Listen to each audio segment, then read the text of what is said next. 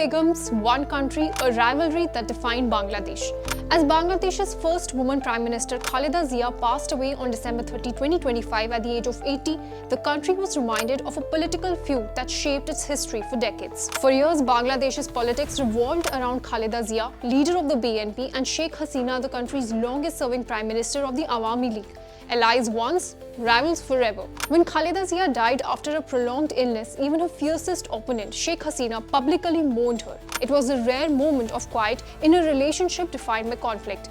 But how did two women who once stood shoulder to shoulder against military rule end up locked in what came to be known as the Battle of Begums? Khaleda Zia entered politics after her husband, then President Ziaur Rahman, was assassinated in 1981. Sheikh Hasina stepped into public life after her father, Sheikh Mujibur Rahman, was killed in 1975. Their personalities could not have been more different. Zia was seen as a calm, traditional, and quietly firm, measured in her words. Hasina was outspoken, assertive, and combative. These contrasts only sharpened the rivalry. Yet history forced them into an uneasy alliance in the late 1980s. Both women joined protests against military ruler Hussain Mohammad Ershad, who had seized power in a 1982 coup. By 1919, their combined pressure brought him down, ending years of military rule. The alliance didn't last. What followed was a cycle of power shifts through the 1990s and 2000s. BNP, Awami League, then back again. Streets became battlegrounds, strikes, shutdowns, arrests, corruption cases. Every change in power came with a retaliation.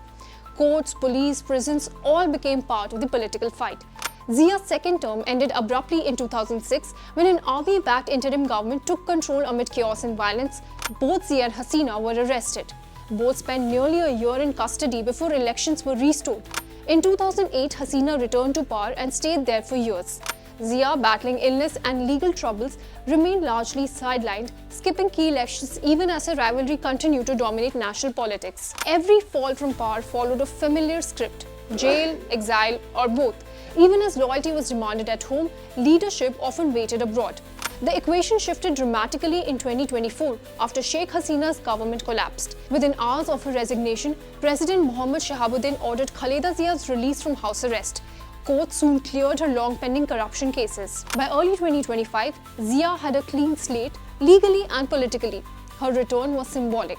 First, her own homecoming after a medical treatment in London. Then the re-emergence of her son Tariq Rahman, widely seen as a political heir. Now with Khaleda Zia's death, the question facing Bangladesh is bigger than the rivalry itself. Can the country finally move beyond legacy politics, or will power simply pass from Begums to their bloodlines?